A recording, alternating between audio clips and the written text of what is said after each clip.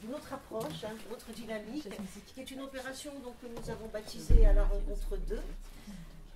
Donc là, on est dans une démarche un petit peu plus restreinte, où on va être plutôt en phase donc, de détection de potentiel ou de talent, qui correspondrait donc à des besoins, à des typologies d'emploi portées par des entreprises avec lesquelles on peut être amené à collaborer. Donc il n'y a pas d'immédiateté de recrutement. Donc l'idée est vraiment de créer donc, une intermédiation, hein, de faire se rencontrer des entreprises avec des professionnels donc, que nous avons donc, rencontrés, avec lesquels nous échangeons, et ce qui nous permet donc d'avoir vraiment des profils totalement vérifiés en adéquation avec les besoins exprimés par les entreprises. Et donc on les sélectionne sur leur parcours, sur leur motivation, sur leur posture par rapport à l'intégration d'un emploi. Et elles sont donc préparées avec la gamme d'outils dont nous disposons par rapport à la situation d'entretien afin de communiquer au mieux sur leurs compétences, leur savoir-faire et sur leur valeur ajoutée. L'idée donc c'est pour les entreprises de repérer des profils qu'elles peuvent solliciter donc au pied levé selon les besoins. Ça peut être en situation de renfort, pour pallier un remplacement, pour une mission courte de type CDD. Donc comment ça se passe? Donc les entreprises donc, nous communiquent donc des profils types, hein, c'est-à-dire des compétences qu'elles mobilisent régulièrement par rapport à leur activité. Les entreprises donc, se rendent disponibles globalement sur une demi-journée et on leur présente donc les candidats et ça permet donc un temps d'échange hein, sur une éventuelle collaboration à venir. On peut, et c'est ce que l'on a fait récemment, on peut aussi déterminer donc une typologie de profil. Nous avons eu l'occasion d'ailleurs de mener une opération sur les techniciennes du son, partant du constat que, par exemple, certains emplois étaient suroccupés par une population plutôt masculine, donc femmes sur des métiers plutôt masculins. On peut aussi envisager de faire une focale, par exemple, sur des bénéficiaires d'obligations d'emploi ayant le statut de travailleur handicapé, de jeunes issus des quartiers prioritaires de la politique de la ville, ainsi que des seniors, et par métier, donc c'est ce que nous avons fait sur les techniciennes du son récemment. Nous avons convié donc 4 radios et une chaîne de télévision hein, qui nous avaient communiqué en amont le type de besoin qu'elles pouvaient avoir donc à court terme ou à plus long terme. On leur a présenté donc 7 candidates et à l'issue donc de ce temps d'échange et de confrontation donc adéquation profil et besoins de l'entreprise, ça s'est soldé donc par des recrutements et il y a aussi des entreprises qui ont prévu donc d'intégrer en période d'immersion des candidates pour la saison là qui va venir. Donc globalement les entreprises que nous avons invitées qui étaient très intéressées par cette démarche, voilà, ont communiqué sur leur niveau de satisfaction avec cette initiative à la fois innovante et que ça leur permettait effectivement déjà de mieux connaître les services que l'on pouvait leur proposer et surtout de prendre toute la mesure des talents que nous avons dans notre agence et qui peuvent donc correspondre à leurs besoins.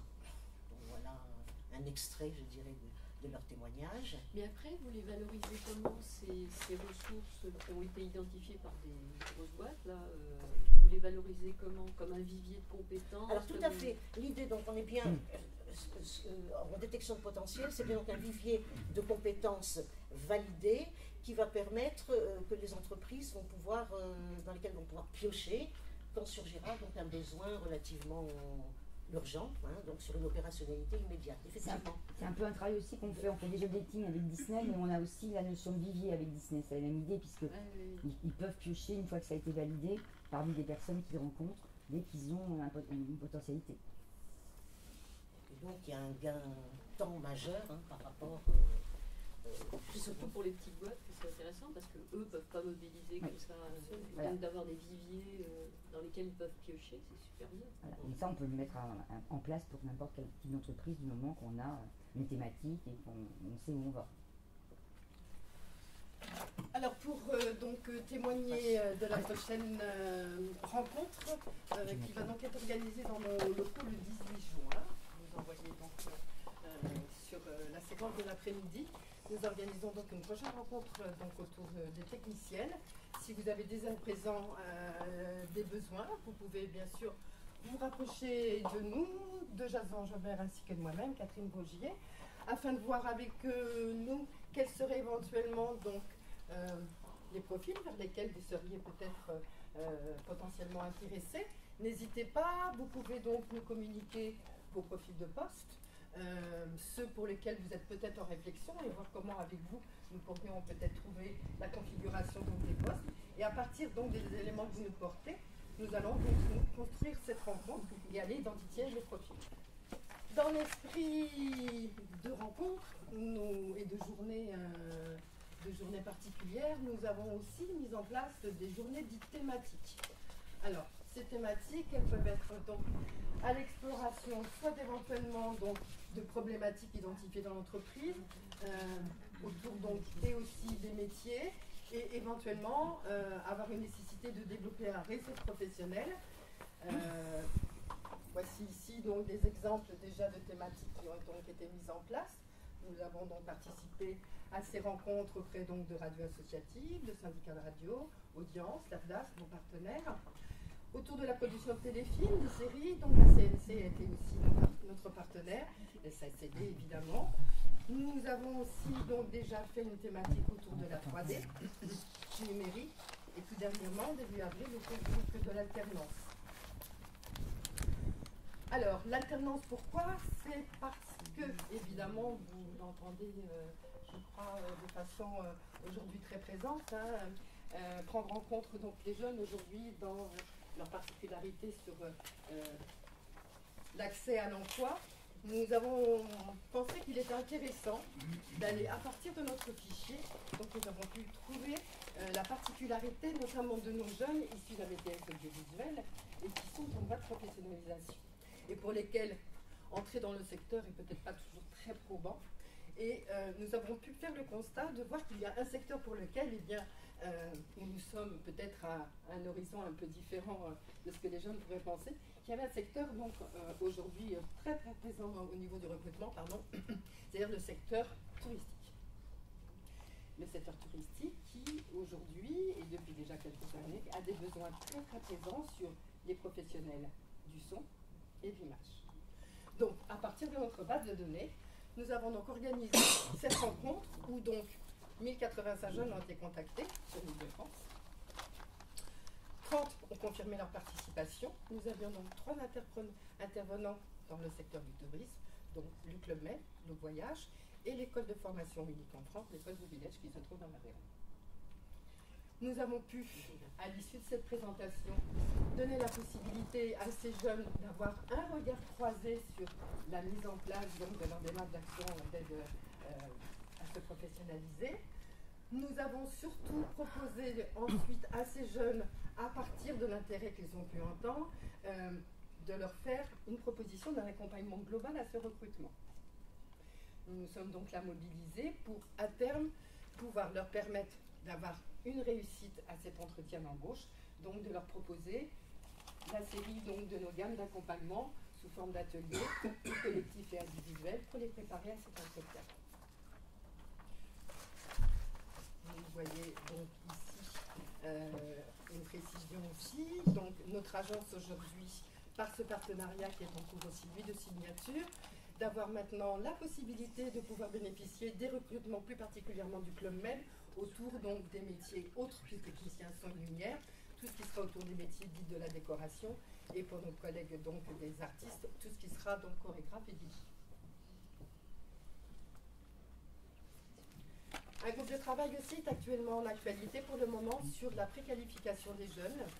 Pardon, oui. Sur la préqualification des jeunes, puisque là aussi. Pour les chorégraphes, vous travaillez en partenariat avec l'emploi actif? Absolument. Oui, tout à fait.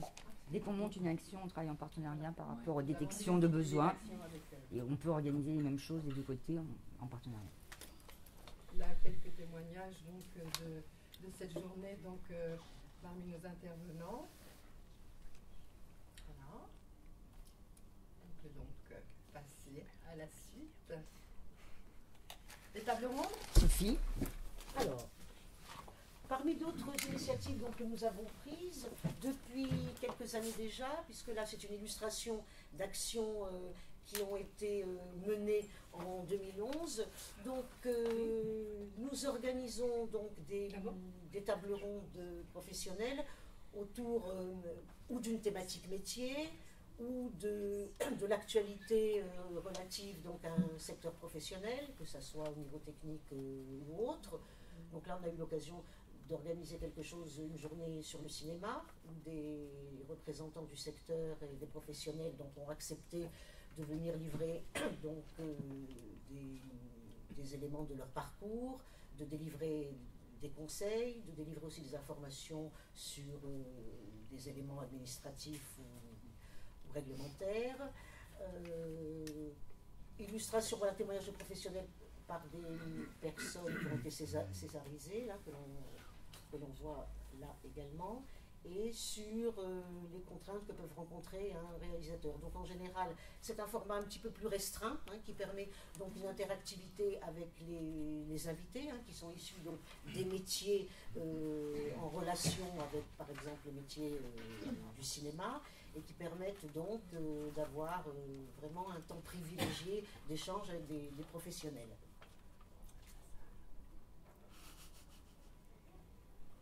Une autre illustration, donc nous sommes aussi à l'initiative d'un travail très poussé en direction donc, des scénaristes et des jeunes réalisateurs, en organisant des sessions donc, de pitch, avec l'apport aussi d'informations donc, incontournables à maîtriser.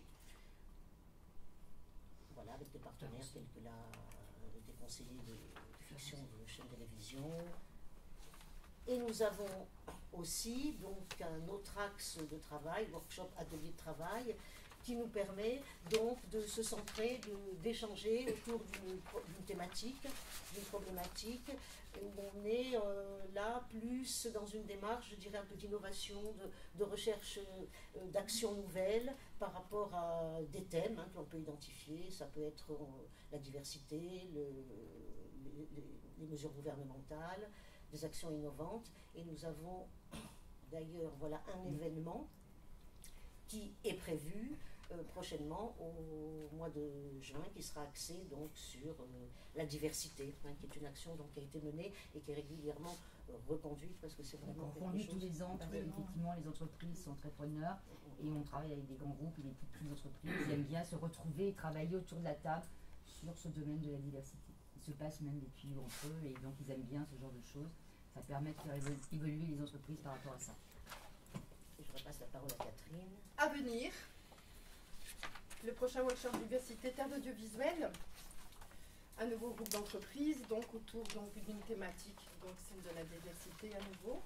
L'idée, vous le voyez, c'est donc de pouvoir travailler sur justement les différents axes donc autour de l'entreprise de réflexion, de connaître les cultures entreprises aussi, pourquoi pas.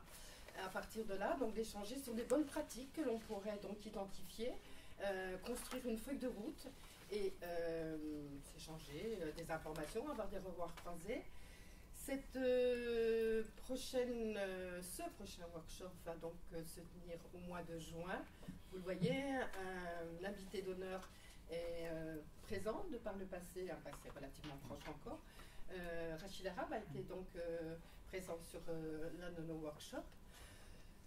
Si, là encore, vous êtes intéressé par cette démarche d'échange et de rencontre, vous n'hésitez pas donc à entrer en contact avec moi-même. Elle se tiendra donc le 18 juin aussi, mais cette fois-ci donc sur la matinée.